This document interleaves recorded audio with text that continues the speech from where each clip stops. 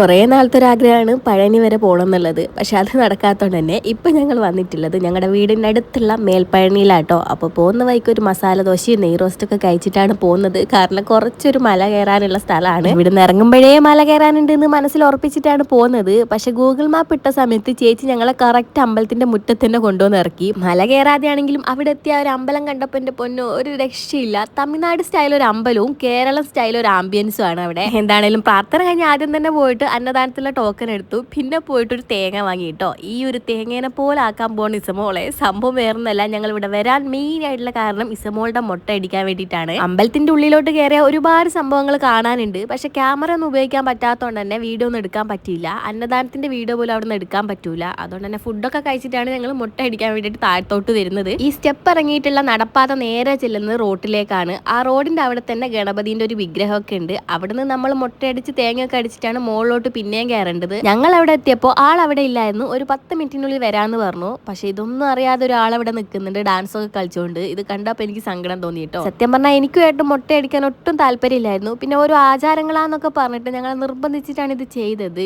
എന്താചാരമല്ലേ ഒരു കുട്ടീനൊക്കെ കരയിച്ചിട്ട്. എന്താണെങ്കിലും ആ ഒരു മുട്ടയടി ഞങ്ങൾക്ക് ഭയങ്കര സങ്കടമായിരുന്നു. ഏട്ടനും ഞാനും കുറേ കരഞ്ഞു. കാരണം മോളുടെ തല കുറച്ചൊന്ന് മുറിയുകയും ചെയ്തു. അതിൽ സങ്കടമായത് മുടി പോയതിന് ശേഷം മോളിങ്ങനെ തലയിൽ തൊട്ട് നോക്കുന്നതും കണ്ണാടിയിൽ ഇടയ്ക്കിടയ്ക്ക് പോയി നോക്കുന്നതൊക്കെ കാണുമ്പോഴാണ്.